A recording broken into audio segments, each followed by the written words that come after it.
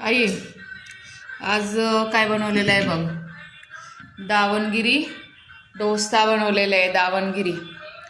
आणि चटणी आहे खोबऱ्याची, सांबर आहे, बटाट्याची भाजी, शेव. तर सांग टेस्ट करून कसं झाले, कशी झालेली आहे सांग.